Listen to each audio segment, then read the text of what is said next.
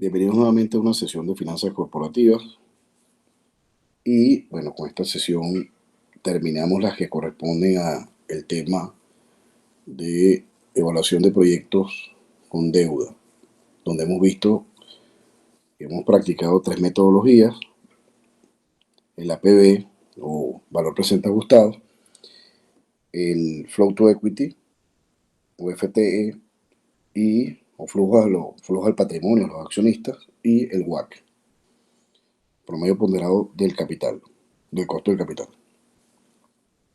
Entonces nada, pues yo quería en esta sesión, bueno, como generalmente lo hago cuando vemos este tema, es revisar el caso de la, el leverage buyout que se le hace a Nabisco, que es un caso pues recogido en una novela, que es esta que tienen ahí en pantalla, una novela de esas financieras, por supuesto totalmente recomendable, pero es un caso pues típico de finanzas corporativas, donde la gerencia, la alta gerencia de una empresa, termina comprando la empresa de forma apalancada.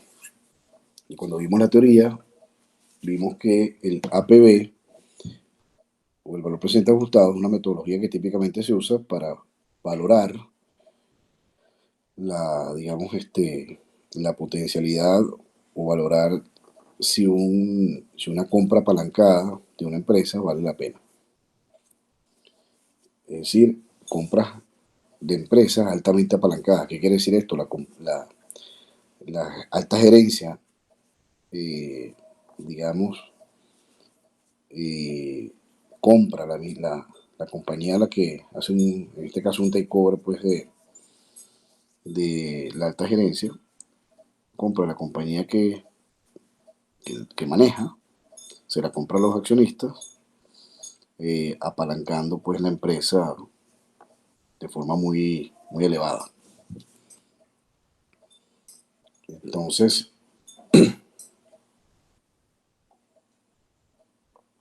ese caso, que tienen pues la imagen de la portada del libro, ese caso se recogió, bueno,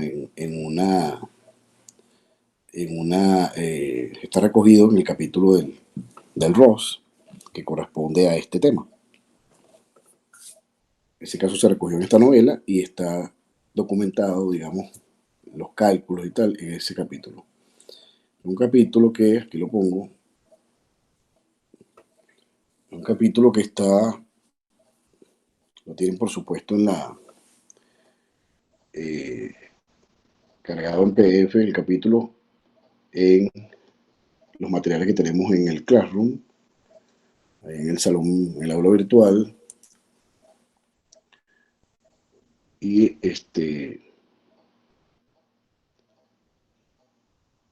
el capítulo 17, aquí arriba tienen el nombre del capítulo: la evaluación y el presupuesto de capital en la empresa apalancada. Lo tienen aquí arriba.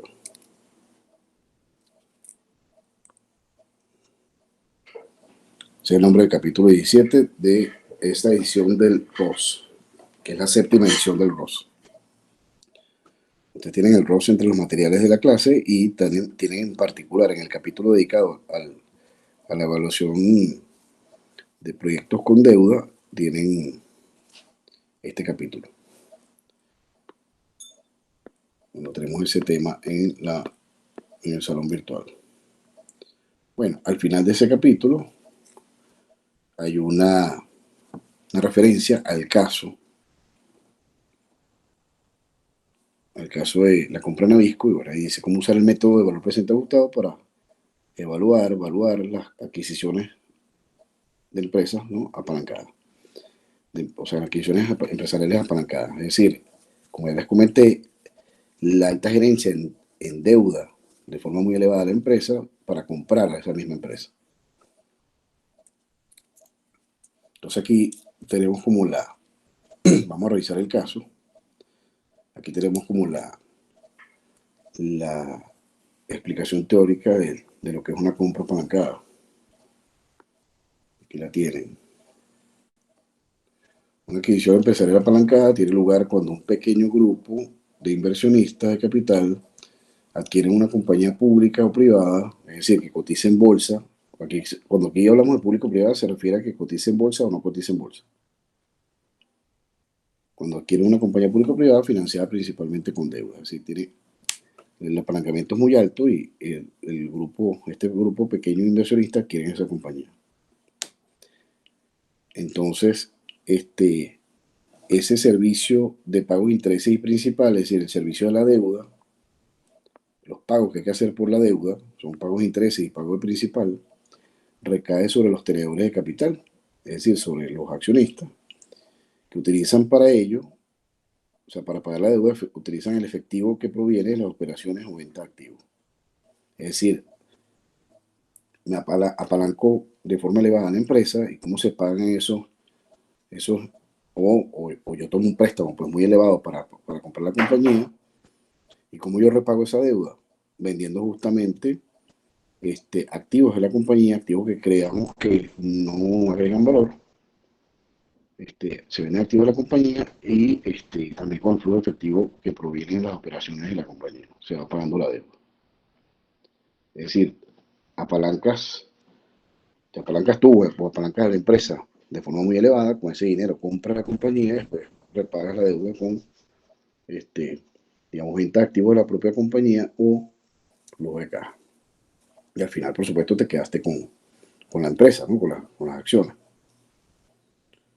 Entonces, esa historia, pues, en particular para Nabisco, se recoge, pues se documenta en esa novela, que por supuesto es interesante. Es un caso típico de leverage buyout, que en la academia se, se discute. Un leverage buyout es esto, pues. Es el acrónimo en inglés para decir compras muy apalancadas. Entonces, bueno, los accionistas por lo general esperan revertir esa compra apalancada en un plazo de 3 a 7 años. Es decir, se espera repagar la deuda en un plazo de 3 a 7 años mediante la oferta pública o la venta de la empresa a otra compañía. Es decir, también se puede ver así, o sea, yo compro la empresa en este momento a un precio, le agrego valor a esa empresa y en unos 3 a 7 años yo salgo de la empresa a un precio mucho más alto de las acciones y se la vendo, pues, digamos, a otro grupo de inversionistas que la quiera manejar o a otra compañía. Es decir, compro hoy la empresa a un valor, espero agregar valor, es decir, a lo mejor vender una serie de activos que destruyen valor, que no valen la pena, a lo mejor hacer arreglos operativos, a lo mejor hacer mejoras de la gerencia, etcétera. La compro a este valor y luego espero yo que en el tiempo ese valor suba y entonces en 3 o 7 años, en 3 o 7 años, eh, salir de esa compañía, pues se vende. Entonces, claro, digamos que los que hicieron el leverage buyout, bueno, digamos que aprovechan pues todo este upside o este valor que se agrega a la acción, al precio de la acción. Entonces también eso quiere decir esa parte, ¿no? Por consiguiente, una adquisición empresarial tiene posibilidades de resultar exitosa solo si la empresa genera suficiente efectivo para pagar esa deuda en los primeros años y si resulta atractiva para otros compradores conforme la adquisición va madurando, conforme la nueva, digamos, gerencia, bueno, es la misma gerencia, pero digamos, conforme la empresa pues va mejorando las cosas que tenga que mejorar, se va haciendo más atractiva para otros compradores. Entonces, ese leverage buyout es exitoso si este upside se da, ¿no? Es decir, si el valor sube y luego se vende a otro grupo.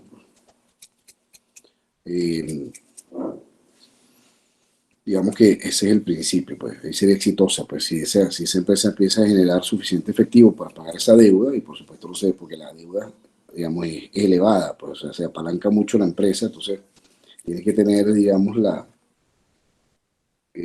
estos cálculos muy bien hechos, porque te interesa que la deuda se vaya pagando con el mismo efectivo que va generando la compañía,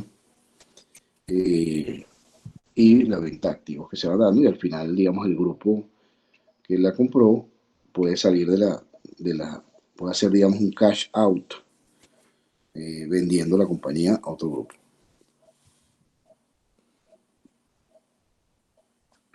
Entonces, en una adquisición empresarial apalancada, se espera, pues, digamos, esta es la parte teórica, se espera que los inversionistas de capital, es decir, esos que compran esas acciones, liquiden, paguen, ¿no?, el principal de la deuda de acuerdo a un rígido itinerario.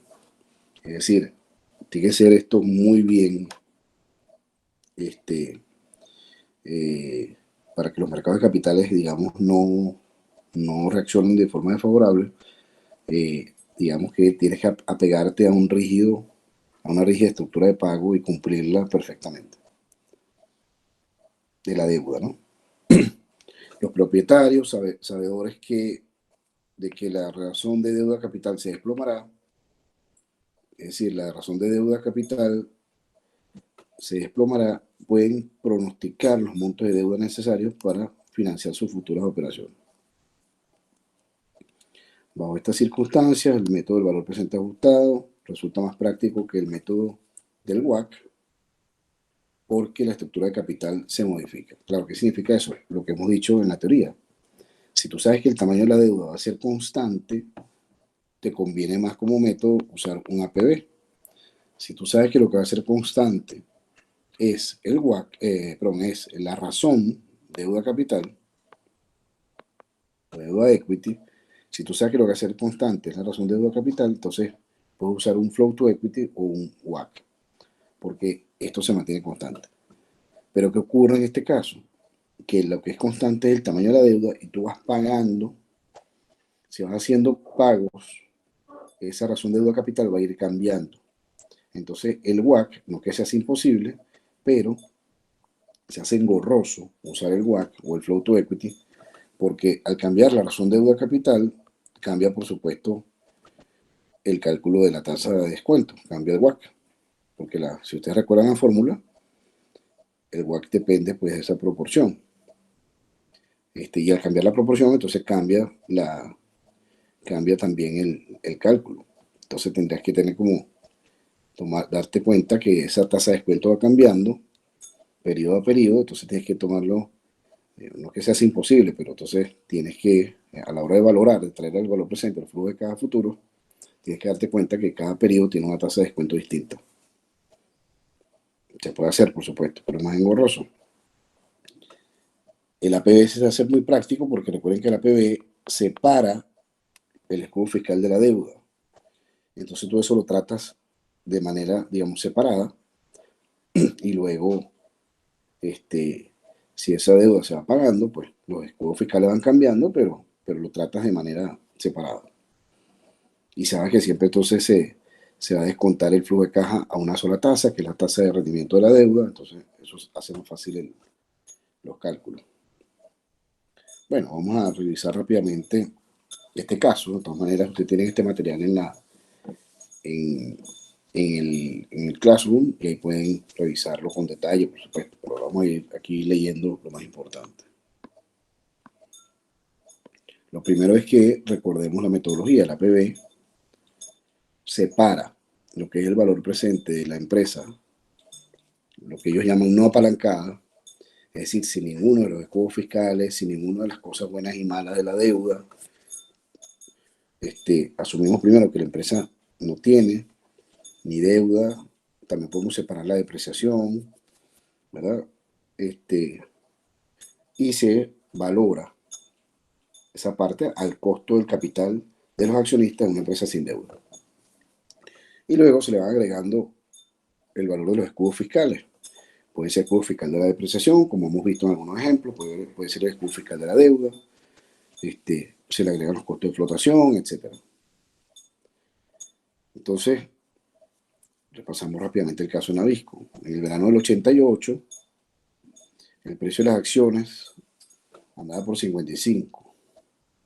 Cotizaba pues en la bolsa de Nueva York en $55 por acción.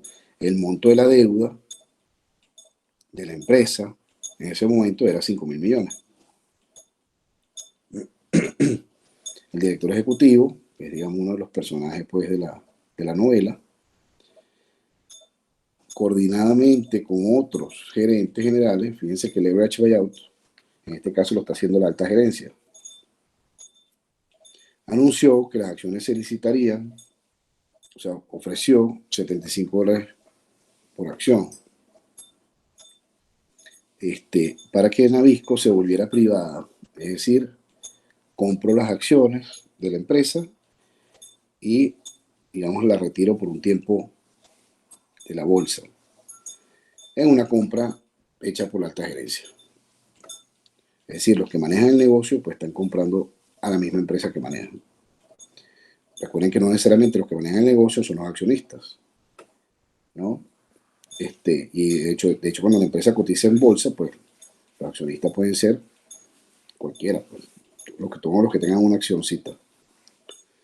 Y aquí, pues la alta gerencia está comprando la empresa a la que maneja.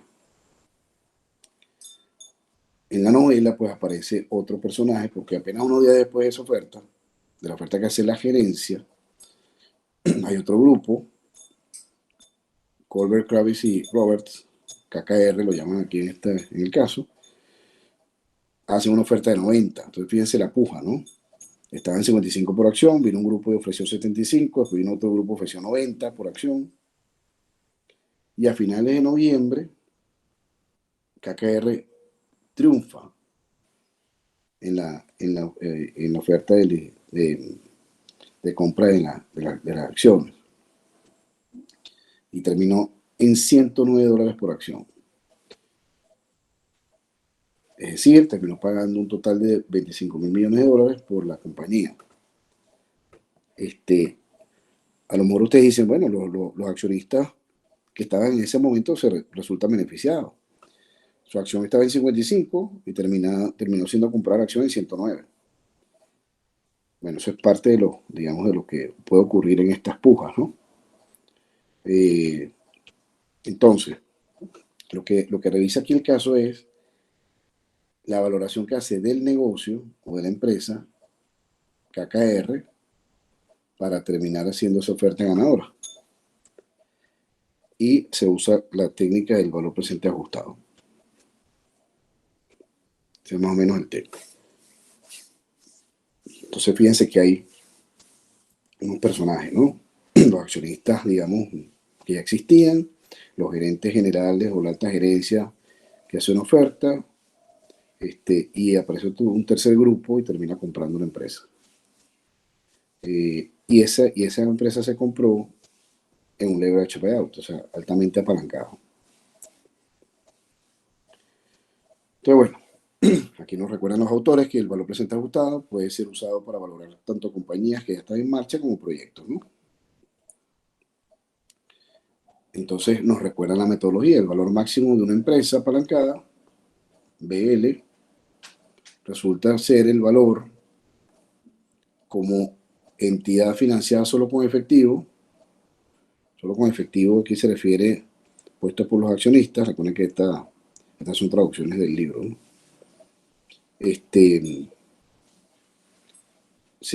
Como ya dijimos, pues se valora la empresa financiada solo por el capital, más el valor descontado de los escudos fiscales, de los intereses de la deuda, que esos activos pueden avalar. ¿Ok? Entonces aquí nos recuerda este pie de página que este apéndice es una adaptación del artículo inédito, porque además este artículo también se publicó eh, por estos autores, se publicó. Estos son autores, digamos, que trabajan esta, bueno, o para el momento, para el que se publica este artículo, que ellos escriben este artículo, trabajan en Wharton School. Wharton School es una escuela muy famosa de negocios de la Universidad de Pensilvania, ¿no? Digamos, de las primeras así de las primeras escuelas de negocios, además, digamos, como más destacadas por el tema financiero.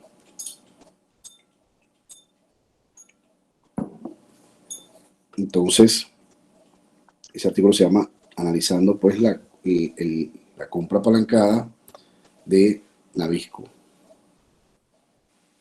Ellos, digamos, analizan el caso con el valor presente ajustado. Entonces, esto tiene sentido cuando, si tú llegas como grupo a ofertar $109, ¿verdad? La idea es que tú compres la empresa, por supuesto, a un precio más bajo que el valor que para ti ella tiene. Es decir, todo el mundo quisiera comprarla de forma barata, ¿no? Comprarla más barata. Entonces, el valor de la empresa, a lo mejor a ti te tiene que dar más que $109, que es lo que terminas ofertando. ¿Por qué? Porque no tendrá sentido para ti económicamente o financieramente hablando que tú termines pagando mucho más por acción que que el monto que para ti vale esa acción. La acción la quieres comprar más barata. Mientras más barata, pues mejor. Porque entonces tú, digamos, ya te estás llevando el valor agregado.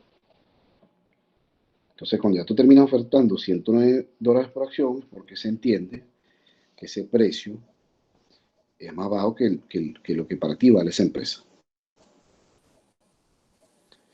Muy bien.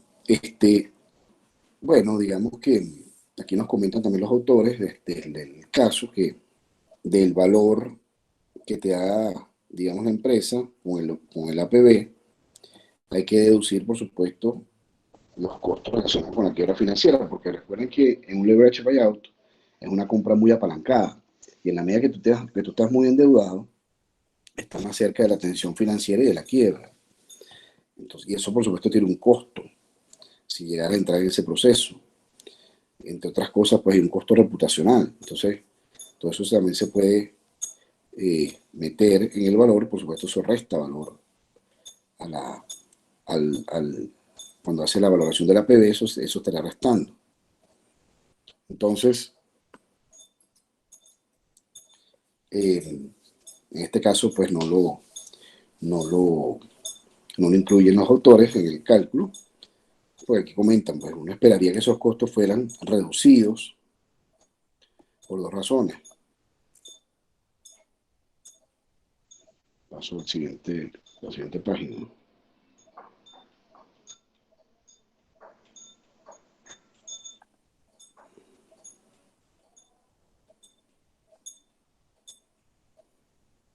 Aquí lo dicen.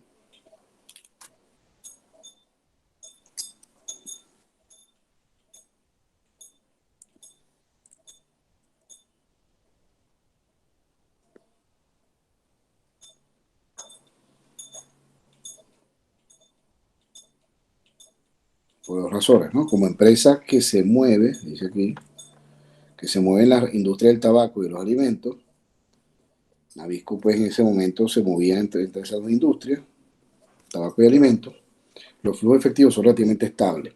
Entonces, claro, Nabisco para el momento era una compañía de esa que se llama pues en la academia pues la vaca lechera, que son compañías que tienen un flujo de caja bastante estable, a diferencia del amor de las tecnológicas que están todo el tiempo, digamos, innovando.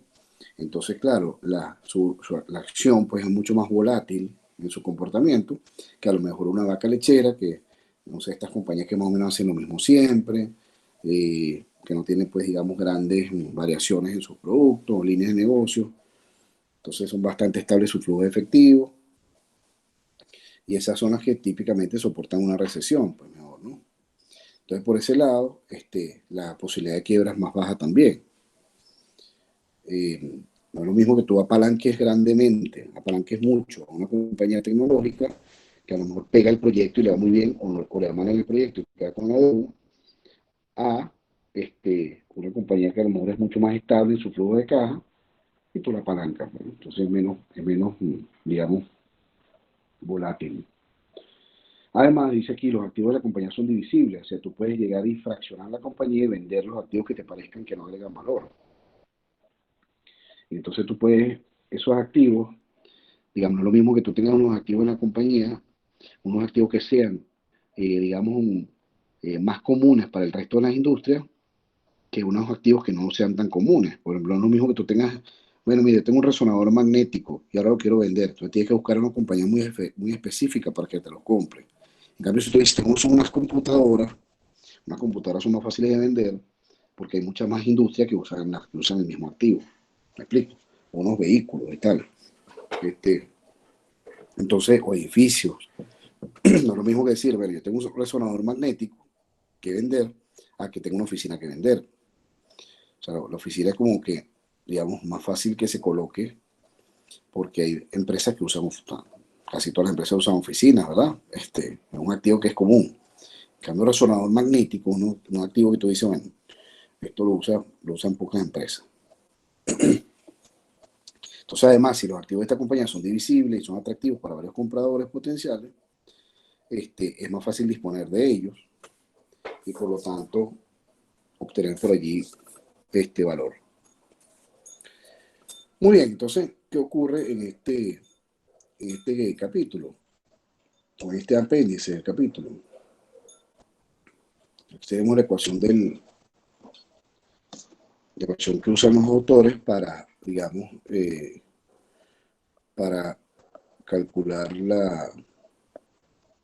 el valor de la empresa. Aquí está. El APB sería igual al valor de la empresa no apalancada más el valor presente de los escudos fiscales. ¿Ok?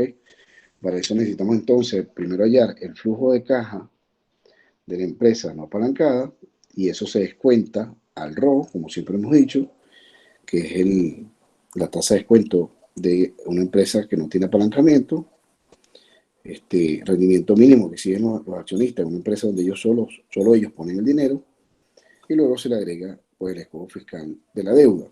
Y ese escudo fiscal se descuenta a la tasa de rendimiento de la deuda. ¿Ok? ¿Y cómo se calcula el escudo fiscal? Recuerden que es el gasto de interés que corresponda multiplicado por la tasa de impuesto. Esta es la tasa de impuesto y esto que está aquí es el gasto de interés. ¿Y el gasto de interés cómo se calcula? Rendimiento de la deuda, ¿verdad? Multiplicado por la deuda que se tenga para ese momento. A eso se refiere esto de deuda en el tiempo T-1, es decir, hasta este momento ¿cuánto te debo? Tanto. Entonces, el interés del siguiente periodo va a ser la deuda que todavía tengo contigo multiplicado por la tasa de interés o por el rendimiento de la deuda. Ese es el interés, se lo multiplico por la tasa de impuesto y tengo entonces el escudo fiscal para ese periodo, es decir, el ahorro de impuesto que tengo para ese periodo.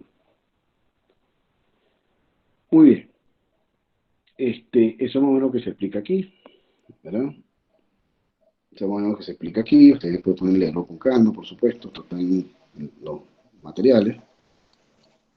Entonces aquí, digamos, como parte del cuento, nos dicen que la empresa KKR, que es la que termina comprando a la compañía, recuerden, planeaba vender varias divisiones de alimentos para quedarse entonces con las áreas restantes de la empresa de manera más eficiente. Eso ocurre cuando, por ejemplo, tú ves que una compañía tiene a lo mejor muchas inversiones en distintos activos y no todos agregan valor. Entonces tú lo que haces es que, bueno, mira, la descompones, digamos, ¿no? La separas y empiezas a vender a lo mejor edificios que no valen la pena o a lo mejor máquinas que no valen la pena. Entonces, bueno, te quedas con la parte, digamos, más eficiente de la compañía. Muy bien. En la siguiente tabla se presentan entonces los flujos de efectivo no apalancados. Recordemos que la primera parte de la valoración con el APB es hallar los flujos de caja no apalancados, ¿verdad? Y traerlos a valor presente con el RO. Entonces, esta tabla que está aquí se presenta esos flujos efectivos que proyectó esta empresa, ¿verdad? Con el ajuste, es decir, con esas ventas que se hacen de algunos activos que son ineficientes y las mejoras pues operativas que se dan luego que ellos hagan eso. Entonces así valoran la empresa, porque para ti vale la empresa, ¿no? Respecto a la estrategia financiera, ¿qué ocurre? KKR, que era quien la termina comprando, planeó un incremento sustancial en el apalancamiento, es decir, en la deuda, y eso tiene los escudos fiscales, ¿verdad? De manera específica, KKR terminó emitiendo 24.000 millones en deuda. Es decir, recuerden que la compañera terminó comprando en 25.000 millones, si no recuerdo mal el número. Lo vimos aquí al inicio del capítulo o del apéndice. Fíjense, terminó pagando 25.000 millones, aquí está, por la compañía. Terminó pagando 25.000 millones por la compañía. Aquí está. 25.000 millones por la compañía. Y tomó deuda de 24.000 millones. O sea, imagínense el apalancamiento, ¿no? Prácticamente se apalancaron todo lo que terminaron pagando por la compañía. ¿Ves? Entonces, aquí los tenemos. Emitió prácticamente 24.000 millones en deuda. 24.000 millones en deuda para completar la adquisición. Eso, por supuesto, dispara los intereses, en este caso a 3.000 millones. Entonces, en estas dos tablas, en la primera se presenta el flujo de caja operativo, ¿verdad? Para una empresa sin deuda, y luego se presentan aquí los intereses y los ahorros de impuestos, gracias a los intereses, o sea, los escudos fiscales, que generan esa deuda. Entonces, este flujo de caja operativo, en este caso es un EBITDA,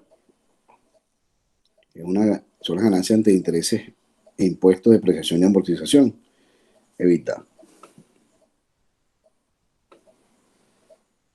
Entonces, ellos proyectaron 5 años, como ven aquí, 5 años. Recuerden que la compra se hace en el 88.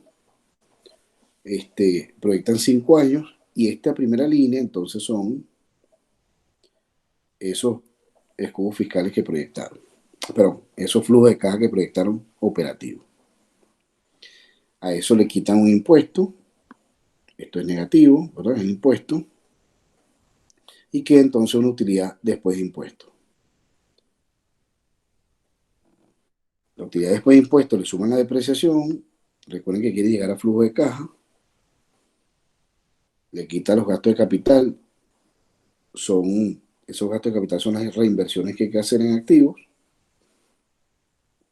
reinvierten o le toman en cuenta la reinversión que hay que hacer en capital de trabajo para llegar entonces al flujo de efectivo no apalancado. Es decir, hay que llegar a un flujo de caja libre. ¿Ese flujo de caja libre qué sería? El EBITDA, le quito los impuestos, le sumo la depreciación, le resto las reinversiones que haya que hacer en CAPEX, en activos fijos y en capital de trabajo. Aquí le suman las ventas de activos ineficientes.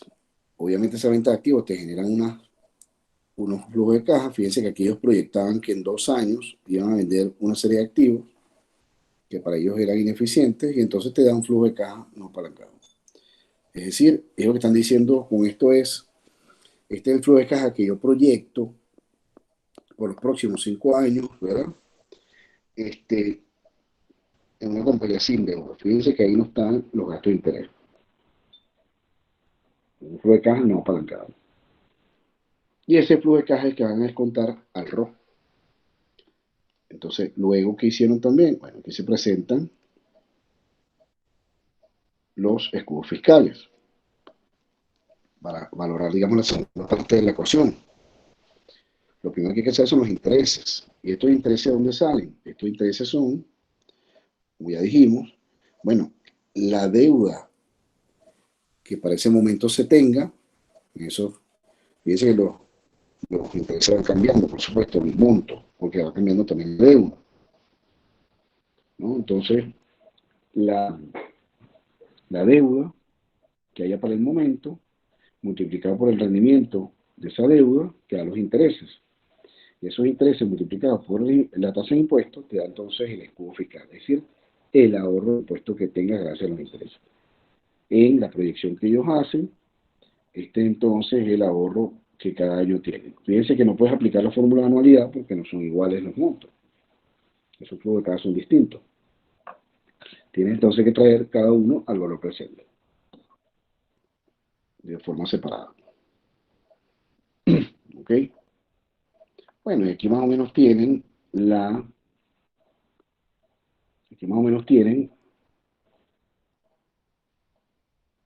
la suma, pues, cómo se llega a la valoración.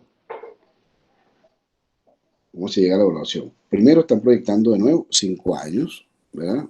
Sin embargo, en toda valoración tú tienes que decidir qué haces con el último año. Fíjense que en los ejemplos que hemos hecho, siempre en el último año dicen que se venden los activos, que se recupera el capital de trabajo y tal.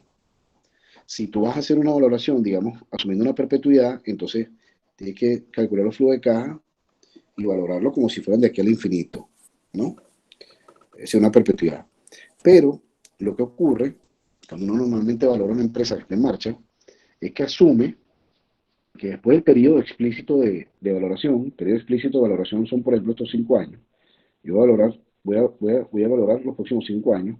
Ese es el periodo explícito. Después hay que asumir que ocurre después, ¿no? O sea, después de ese quinto año. Es decir, que ocurre del año 93 en este ejemplo en adelante. Normalmente la academia asume que de ahí en adelante viene una perpetuidad que tiene un crecimiento, ¿no? Para ponerle valor, digamos, al futuro después de ese quinto año. Algo debe valer.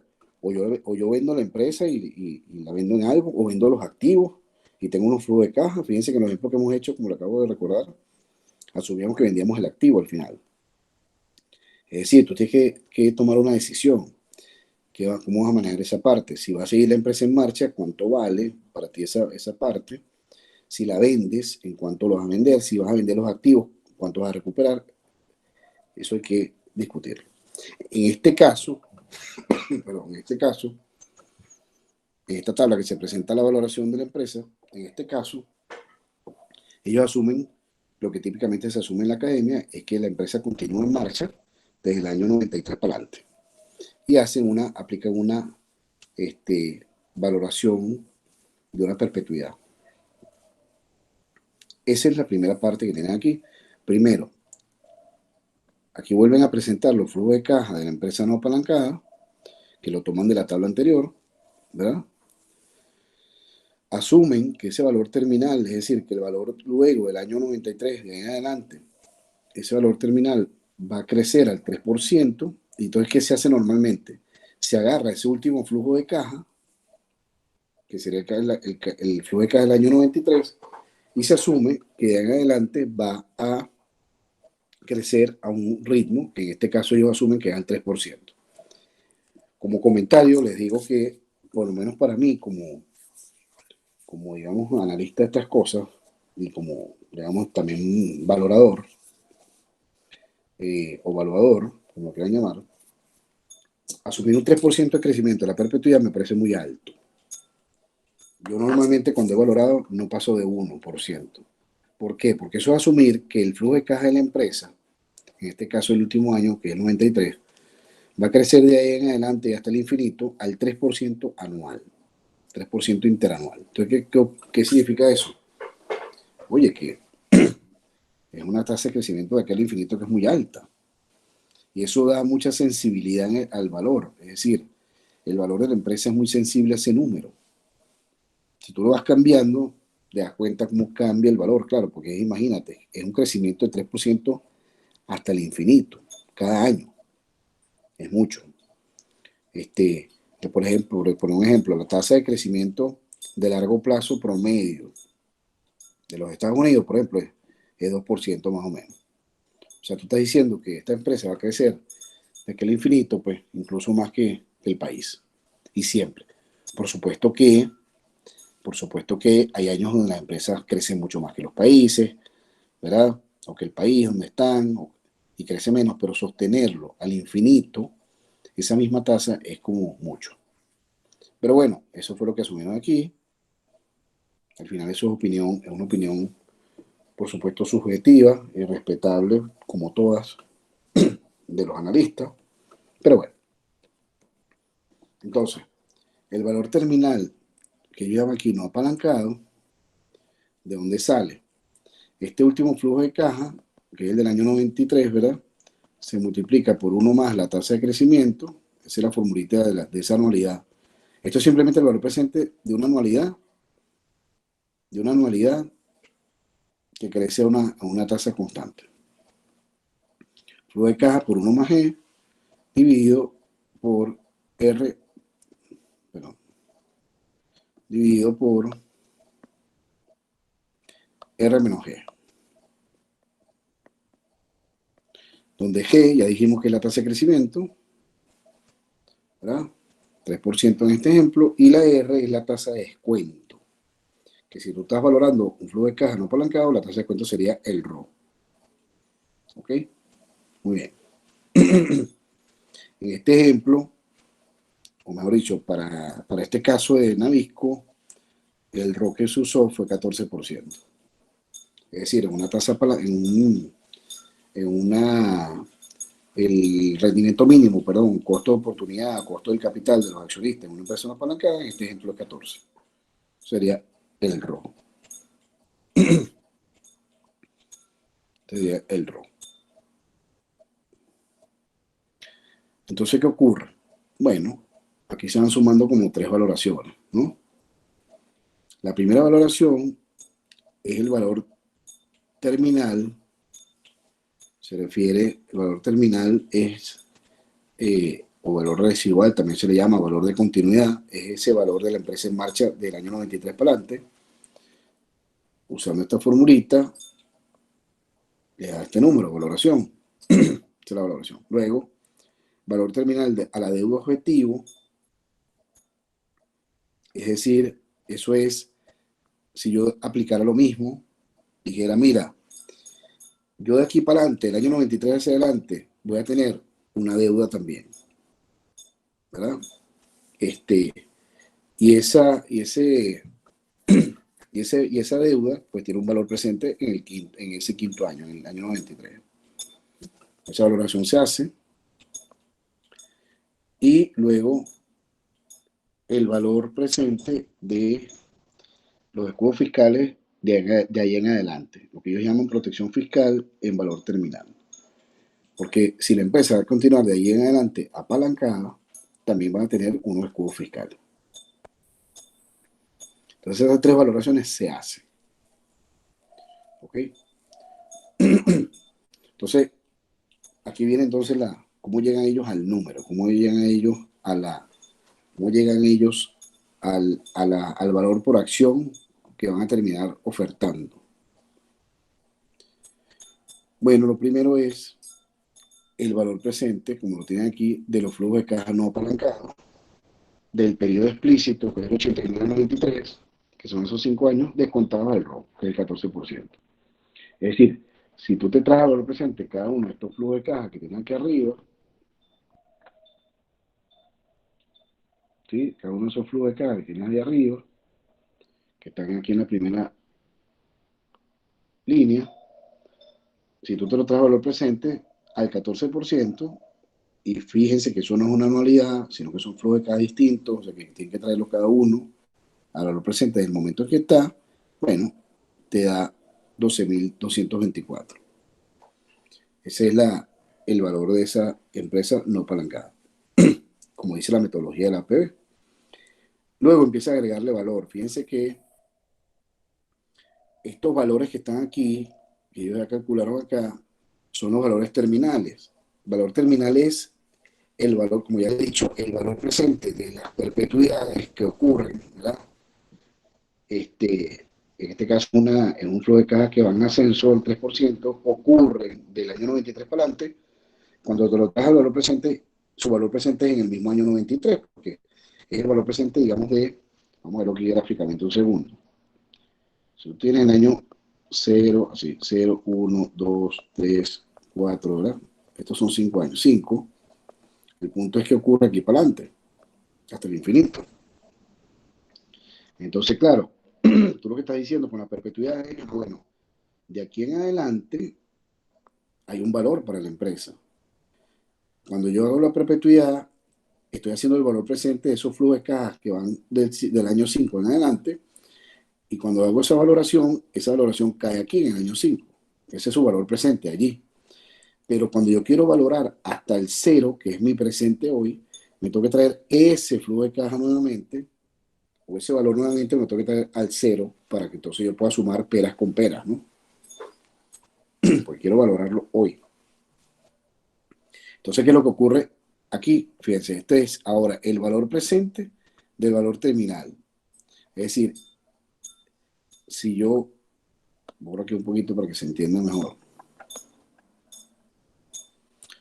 Si yo, este es mi valor terminal, ¿no?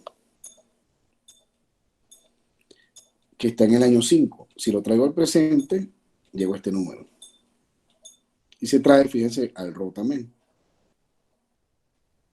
Entonces, cuando suma esos dos valores, el valor de los flujos de caja del periodo explícito más el valor de la perpetuidad, te da este valor total de la empresa no apalancado. Después le suma el valor presente de las protecciones fiscales, es decir, los escudos fiscales que van del 89 al 93. Y este 13,5 es el rendimiento de la deuda. Entonces, cada uno de los escudos fiscales que ya vimos en la tablita anterior se traen al valor presente. Como son distintos, no puede aplicar la anualidad, sino que tienes que traerte cada uno al valor presente. ¿A qué tasa? A la tasa de descuento de la deuda. Y eso se suma y le da este numerito. ¿Ok? Luego, el valor presente de los escudos fiscales, pero del valor terminal. Recuerden que este número que está aquí, esto que está acá, era aquí, perdón, esto que está acá era el valor presente de, voy a borrar aquí un momentico, este que está aquí abajo,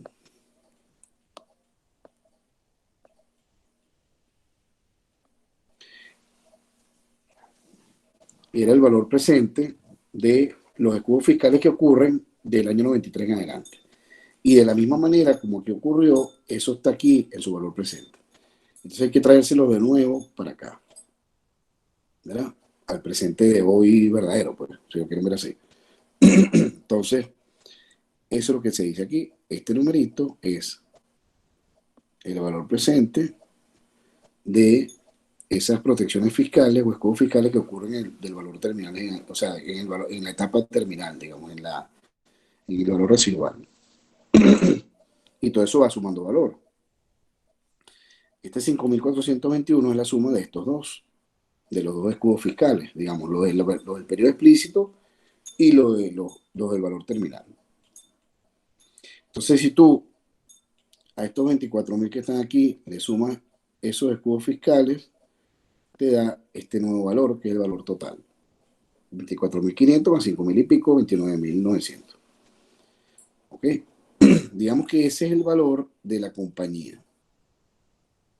Pero, digamos que la compañía con el APB, ¿no? Es decir, con los escudos fiscales y con la y con la y con los flujos de caja no apalancados, ¿verdad? Ok. Ese es el valor de la compañía. Pero ¿qué ocurre? ¿Qué ocurre? Que tú quieres hallar es el valor del capital. Ese es el valor de la compañía que siempre hemos dicho que es el valor de los activos, ¿verdad? Tú quieres hallar es el valor del capital, del patrimonio, porque lo que se cotiza en bolsa son las acciones. Y ese precio de la acción es, en principio, la valoración que hace el mercado, ¿verdad?, del patrimonio de esa compañía que está cotizando. Y si esa compañía entonces tiene deuda, el patrimonio sería, el valor del patrimonio sería los activos menos los pasivos. Si la compañía tiene unos pasivos, habrá que restarle a los activos los pasivos para llegar al patrimonio. Entonces, si el valor de la compañía te da 29.000, ese es el valor de los activos, menos la deuda asumida, ¿verdad?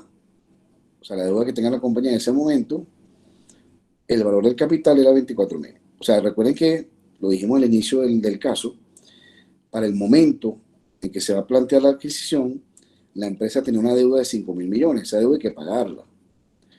Entonces, recuerden que aquí estamos en los pies de los que están valorando la empresa. Ellos dicen, bueno, para mí esta empresa vale 29.000 millones de dólares.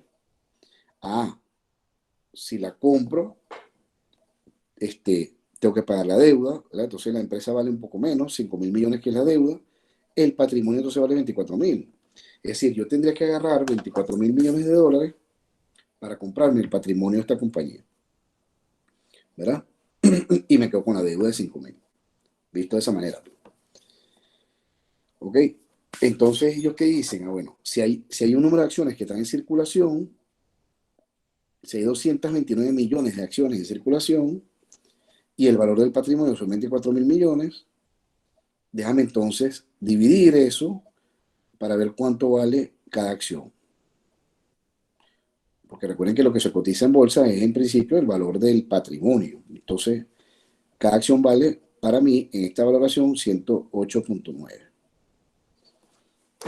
Y recuerden que ellos terminaron ofertando 109 dólares por acción, ¿no? Eso fue lo que nos dijo el caso. Ahora, ¿qué ocurre? Fíjense que aquí no están los 24.000 millones de dólares que ellos asumieron en deuda para poder comprar la compañía. Recuerden que terminaron ofreciendo 25.000 millones de dólares. ¿Verdad? Números redondos, pues 25.000 millones de dólares. Que es muy parecido a este número que está aquí, que son los 24.900. Tú terminaste pagando 25.000 millones de dólares por la compañía, pero para hacer esa compra pediste un financiamiento de 24.000 millones. ¿De acuerdo? Entonces, claro, ¿qué es lo que están viendo aquí? Lo que están comprando. Dicen, ok, esta compañía para mí vale 109 dólares por acción, pero yo me estoy endeudando, no estoy poniendo yo la plata. Entonces la compro. Y luego que la compañía termine pagando, por supuesto, las deudas. Esa es más o menos como la estrategia. Entonces, bueno, aquí después ya eso lo pueden ver con calma. Ellos van explicando cada paso. Es decir, lo que está arriba en la tabla, resumido, aquí lo van explicando, que es lo que yo más o menos vine contando. Fíjense los flujos de caja que se descuentan primero el 14%. Fíjense que cada uno se trae el valor presente porque no es una anualidad. Y entonces van explicando dónde sale cada número. Después, fíjense que esto fue lo que justamente les expliqué arriba, del valor presente de la perpetuidad. De dónde sale ese número, ¿no? Ese es más o menos el caso. Perdón. Y después como ese flujo, ese valor presente, perdón, de esa anualidad, de esa perpetuidad, perdón, está en el año 93 y cómo te la traes ahora para el 88, porque eso es lo que justamente les decía. Esto está en el quinto año y después te lo traes al 88, que es tu valor presente. Y así va.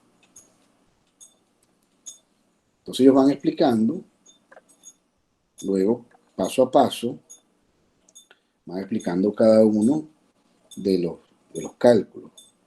El valor presente de los activos fiscales, está aquí, para el periodo explícito, y el valor presente de los activos fiscales para la perpetuidad, o sea, para el valor residual, pues, ¿no? Quiero decir, para la etapa de valor residual o terminal o de continuidad. de continuación. Y así, pero vamos a ir explicando el tema, cada paso.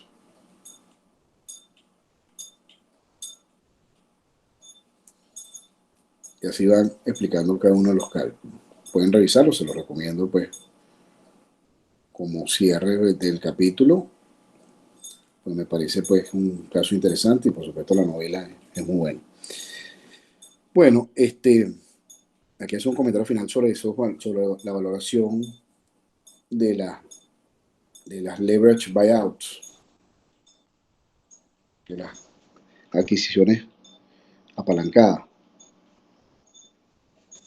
Bueno, como comentamos al inicio de este capítulo, el método del WACC, que es el costo por medio ponderado del capital, por mucho es el enfoque que más se aplica. Es decir, es el más popular para valorar empresas. Por medio de esta técnica se podría analizar también una adquisición apalancada, ¿verdad? Y generar los resultados que obtuvimos en la segunda sección de este apéndice. Es decir, también llegar a la valoración. Lo que pasa es que es un proceso más difícil, como les comentaba.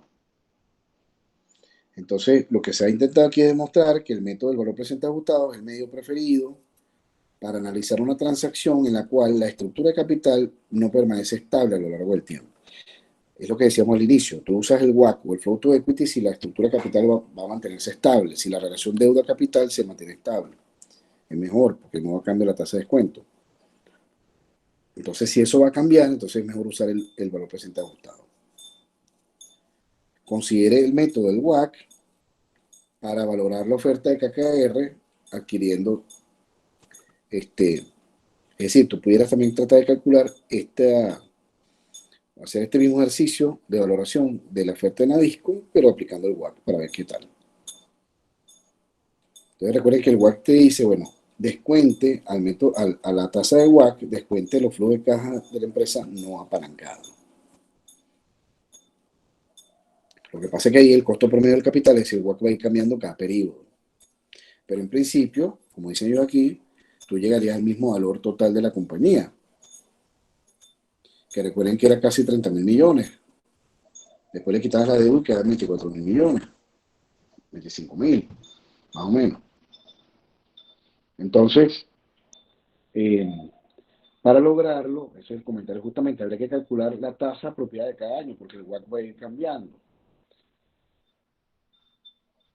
Entonces aquí dice, el WACC se incrementa al mismo ritmo de los réditos de la adquisición. Claro, porque en la medida que tú vas pagando la deuda, la estructura de deuda capital se desploma, como dicen ellos, o sea, va cayendo la deuda, va cayendo la D con respecto al patrimonio, ¿verdad? Y entonces, al caer esa relación, lo que quiere decir es que hay más porcentaje puesto dentro de la estructura, más porcentaje puesto por el patrimonio que por la deuda. Y si la tasa de descuento, perdón, el costo de oportunidad del patrimonio es más alto que el de la deuda, entonces tu promedio ponderado, recuerden que el WACC es un promedio ponderado, el promedio ponderado se va yendo hacia el costo del patrimonio, que es más alto.